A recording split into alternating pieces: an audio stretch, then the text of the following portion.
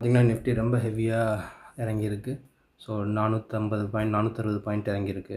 So end of the day maybe 200 to 300 பாயிண்ட்டுக்கு உள்ளார இறங்கியிருக்கும். அப்படி க்ளோஸ் பண்ணாலும் க்ளோஸ் பண்ணலாம்.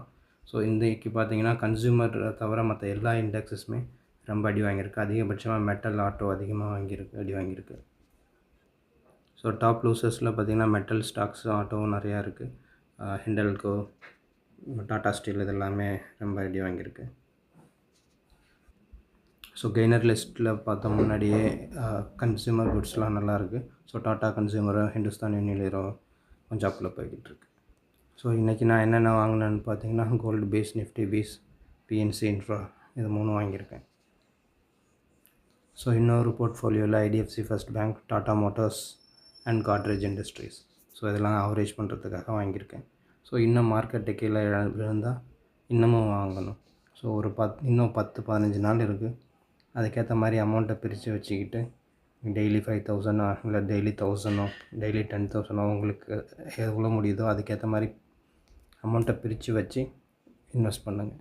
ஸோ நம்மளால் இதுதான் பாட்டம் அப்படின்னு கணிக்க முடியாது. ஸோ நான் முதல்லே சொல்லியிருந்த மாதிரி இந்தியாவுக்கு எண்ணெய் தட்டுப்பாடோ எல்பிஜி தட்டுப்பாடோ இல்லை. நம்மக்கிட்ட ரிசர்வ்ஸ் ஒரு 3 monthsக்கான ரிசர்வ்ஸ் இருக்குது. ஸோ இப்போ ஈரான் அந்த ஸ்ட்ரைட் ஆஃப் ஹார்மஸ்லேருந்து நம்மளுடைய ஒன் ஆஃப் த வெசல் தாண்டி சக்ஸஸ்ஃபுல்லாக வந்துக்கிட்டு இருக்கு. ஸோ இந்த வார் க்ரைசிஸ் இப்போ முடிகிற மாதிரி தெரியல. இன்னும் ஒரு 2-3 வீக்ஸ் போகும்.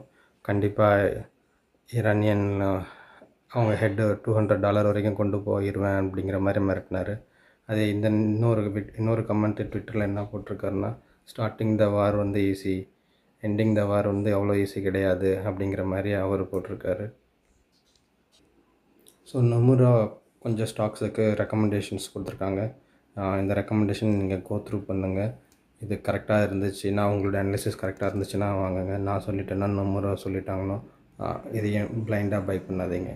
ஸோ இப்போ என்னென்ன ஸ்டாக்ஸ்னு பார்த்துருவோம்.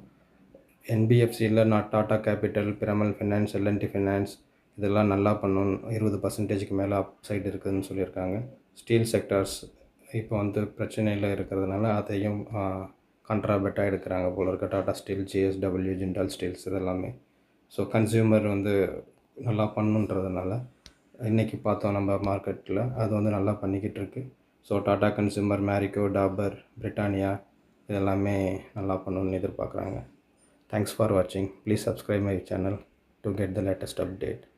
தேங்க்யூ. Bye.